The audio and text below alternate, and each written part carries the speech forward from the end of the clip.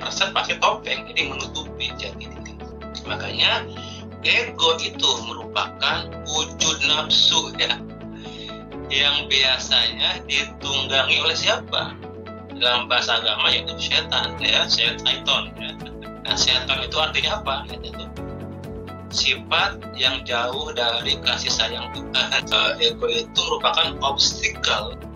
Nah, makanya di saat ego yang memegang kendali, segala keputusan, segala pilihan, sikap, respon, tindakan, personality yang memegang kendali bukan lagi self, bukan lagi real self. Sudah pasti apa yang memegang self sebagai ego, self sebagai person ya. Dan yang juga apa? Self.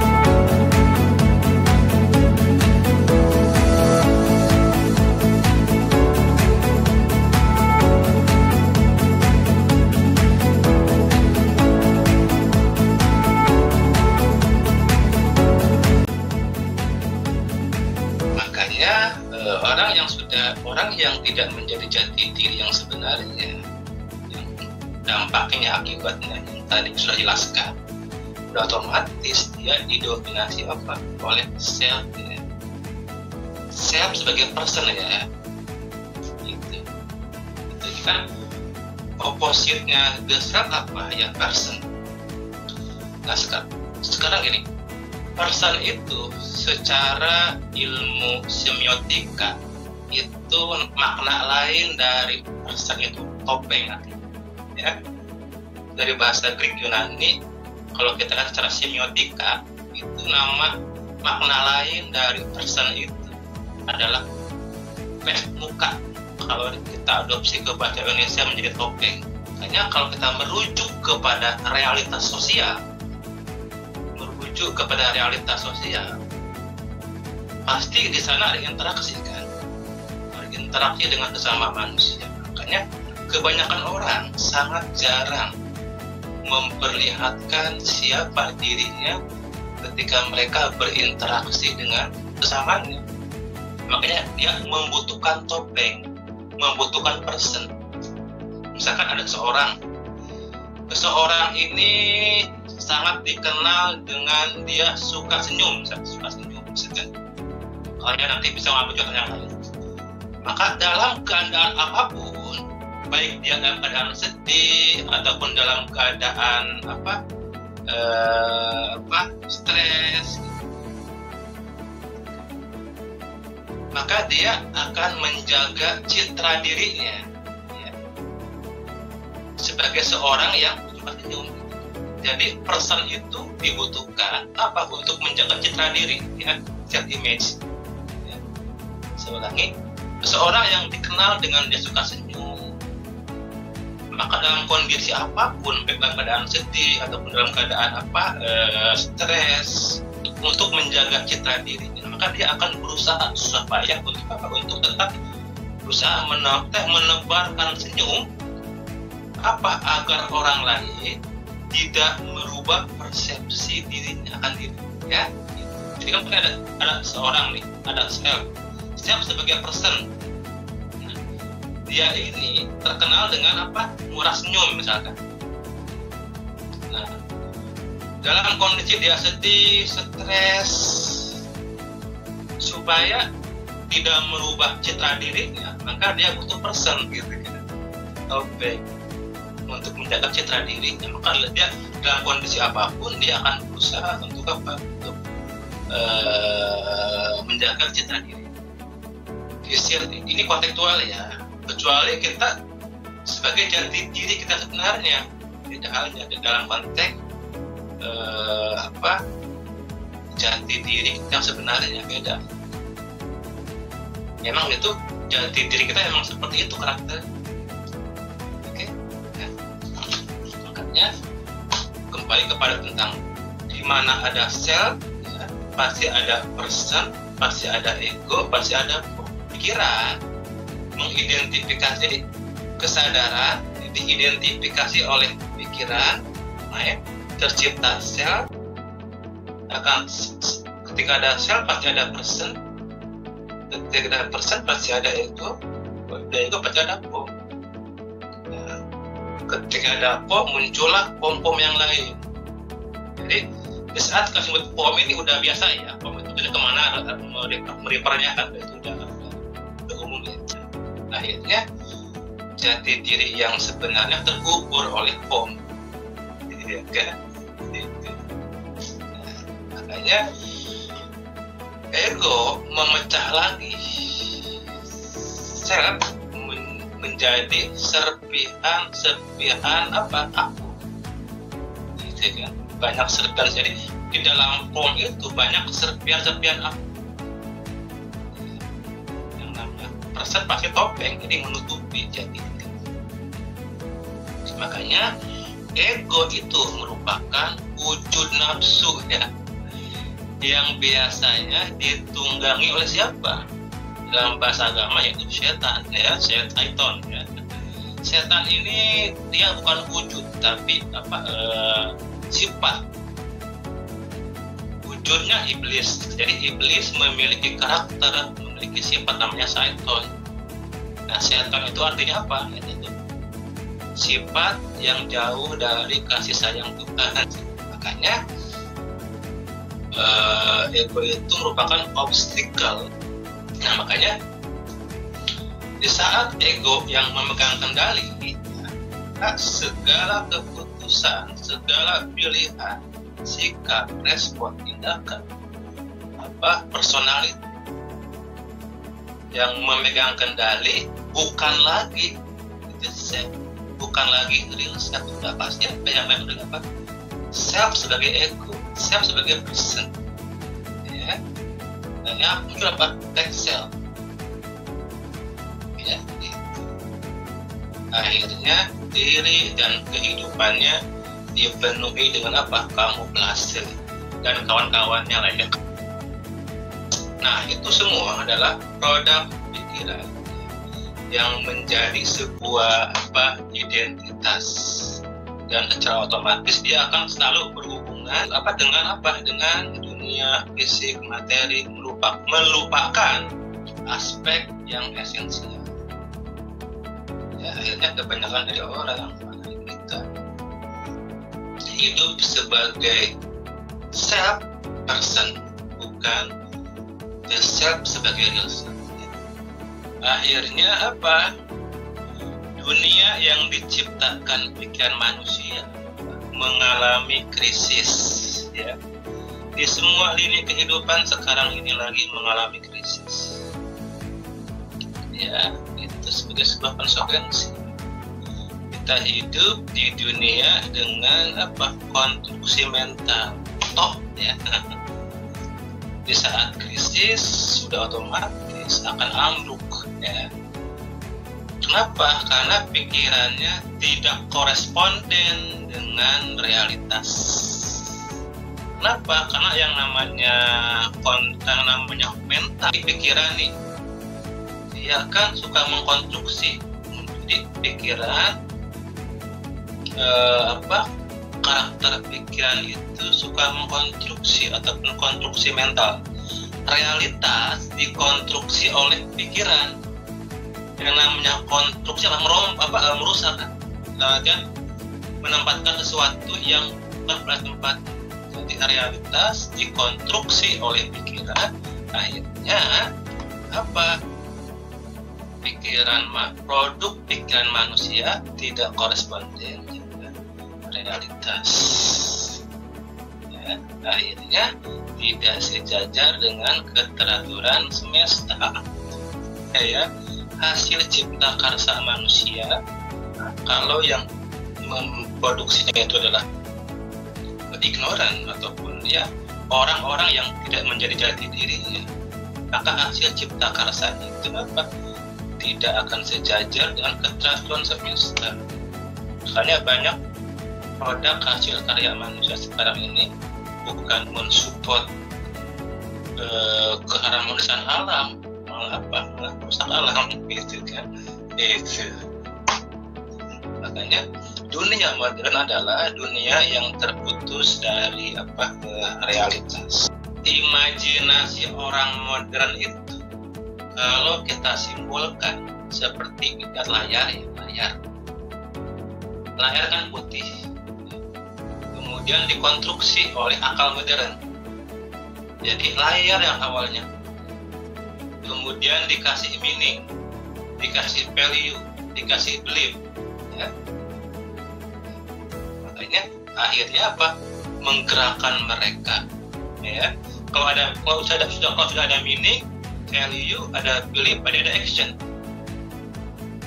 Jadi semua itu menggerakkan mereka. Bagi mereka itulah, bagi orang modern, yang nyata, yang real itu adalah apa yang ada di dunia virtual, atau ya, dan referensinya dunia maya itu. Akhirnya terjadi double maya. Pikiran sudah mengilusikan, ditambah virtual. Jadi double maya, double ilusi. Karena menurut akal modern, yang nyata atau yang real itu adalah apa yang ada di dunia virtual, dan referensinya mereka apa ya, dunia maya. Padahal seharusnya apa yang nyata ataupun apa yang real itu yang harus menjadi fondasi ataupun referensi untuk memahami ataupun untuk masuk dunia virtual, ya. Jadi the real, jadi yang harus menjadi fondasi, yang harus menjadi referensi untuk memahami atau untuk masuk ke dunia virtual, itu yang the real. The real yang primordial. Makanya the real must be truth, the truth must be real. Ya, makanya the real dan the truth itu harus menjadi prinsip, ya, dan menjadi pokok dasar kita berpikir dan bertindak, ya. Apalagi dalam kondisi sekarang ini, ya, semua jiwa manusia yang ada di muka bumi disconnect dengan sang kuasa, ya, chaos. Hanya Tuhan menguji manusia dengan wabah, bencana, supaya manusia back to nature, kembali kepada asal jati diri. Nah, di sini ada real ataupun the truth yang primordial. Kita bagi itu supaya tidak ngambang, ya. Jadi yang namanya the real ataupun the truth itu ada dua, ya. Ada the truth yang sifatnya primordial, itu natural, ya. Nanti kita akan bahas apa sih nature itu, nanti di slide akan. Jadi ada the truth yang primordial, ada the truth yang baru. Kalau the truth yang baru itu dapat relatif, itu berada dalam wilayah multiplicitas dan dualitas. Nah, multiplicitas, dualitas ini sudah dibahas, ya, tidak mesti bahas lagi, ya. Ada kebenaran yang baru, baik di ranah saintifik ataupun metafisik. Kebenaran yang baru. Kalau yang namanya baru sudah pasti relatif. Kalau yang the truth primordial itu absolut, ya, very natural. Tetapi kalau kebenaran yang baru, karena berada di wilayah multiplicitas dan dualitas, itu sudah pasti relatif. Baik yang namanya kebenaran yang sifatnya saintifik ataupun metafisik. Sekarang tidak akan ada yang relatif tanpa yang absolut. Maksudnya, tidak akan ada kebenaran yang baru tanpa ada kebenaran yang primordial. Kebenaran yang baru ada dua nanti. Ada yang koresponden dengan realitas, ada yang tidak koresponden dengan realitas. Nanti ada prinsip dasarnya.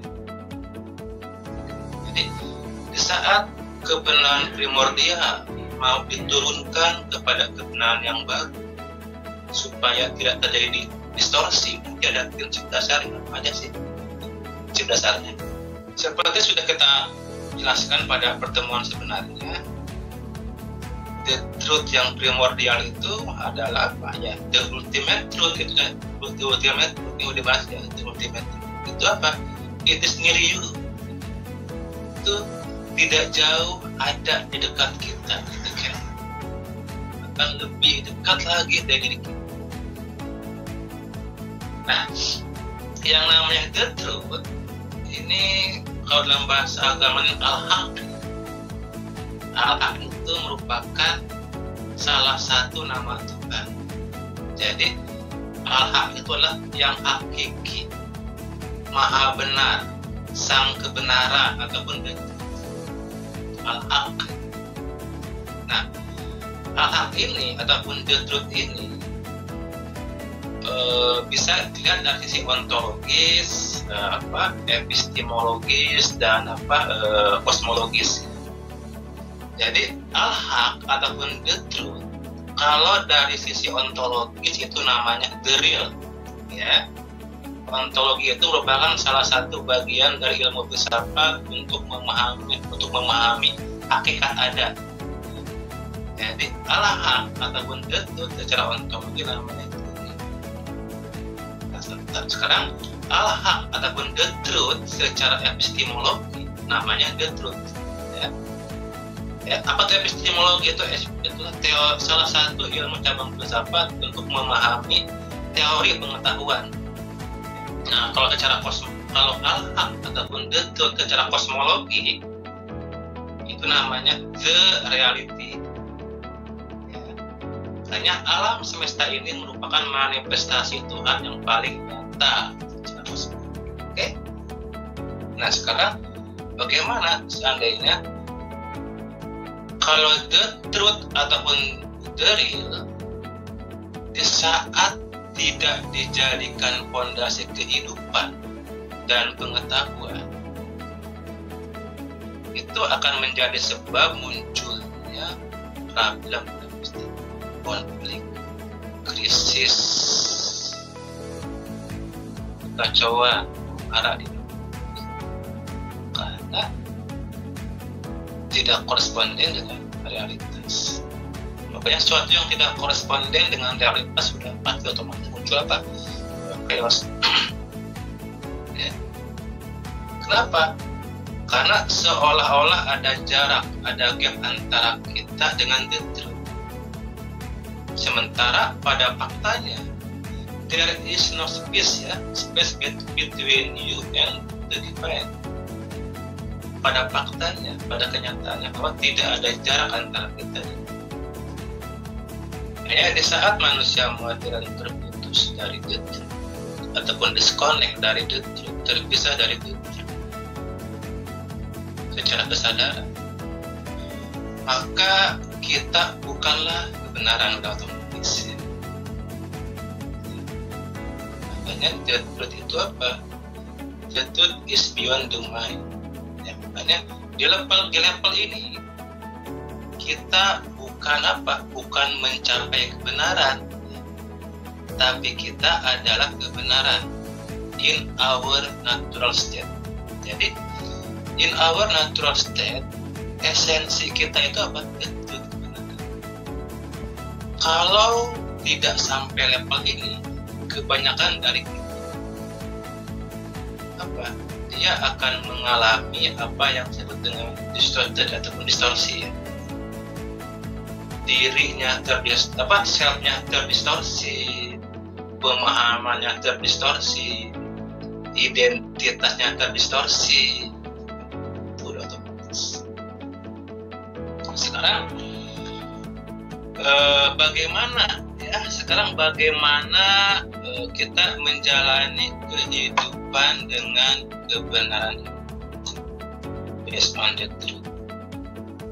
Adakah orang yang bisa merealisasikan, yang bisa mengimplementasikan dalam kehidupan ini, baik khususnya yang secara horizontal maupun vertikal. Sekarang yang paling susah adalah secara horizontal. Bagaimana kita mengimplementasikan, merealisasikan the truth secara horizontal, baik sebagai seorang pelajar, sebagai seorang mahasiswa, sebagai seorang bersosial, berbudaya, ataupun dalam relationship. Itu semua harus based on the truth. Sekarang adakah orang yang bisa merealisasikannya secara horizontal? Horizontal berarti dalam hubungnya dengan apa? Manusia lain, vertikal dengan semesta. Nah, ya ada bro. Siapa mereka? Ya, di samping orang-orang suci adalah orang-orang otentik, orang yang sudah mengalami self realization. Dan udah banyak contoh. Dan pun orang-orang yang hebat di zamannya, mereka adalah orang yang otentik, orang yang sudah mengalami apa? Self realization. Nah sekarang kebenaran yang sifatnya primordial tadi, kebenaran yang sifatnya itu just simple and natural, just in our natural state. Nah, makanya di saat diturunkan kerana kebenaran yang baru ataupun ke wilayah multiplicitas ataupun dualitas, supaya tidak terjadi distorsi ataupun reduksi, makanya harus mempertimbangkan 5 prinsip dasar yang ada 5 prinsip dasar ketika kebenaran yang primordial diturunkan kepada wilayah multiplicitas atau dualitas. Itu membutuhkan 5 prinsip dasar. Pertama apa? Knowledge, pengetahuan. Yang kedua, cinta, love. Yang ketiga, keadilan. Yang keempat, pengabdian. Yang kelima, kesabaran. Sekarang kita lihat kebenaran versus pikiran. Kebenaran versus pikiran. Nah sekarang kebenaran itu sudah ada sebelum ada pikiran. Ya, kebenaran itu sudah ada sebelum ada pikiran kita. Makanya kebenaran itu sifatnya a priori dalam a priori. Jadi a priori itu adalah pengetahuan yang sudah ada sebelum adanya pengalaman. Itu a priori dalam bahasa epistemologi filsafat. Jadi sebelum ada pikiran ini, yang namanya kebenaran sudah ada. Ketika ada pikiran, maka pikiran mengkonstruksi realitas. Makanya kebenarannya tereduksi. Ya. Bukan pikiran yang menciptakan kebenaran, tapi pikiran menemukan kebenaran. Sebab kebenaran itu sudah ada sebelum ada pikiran.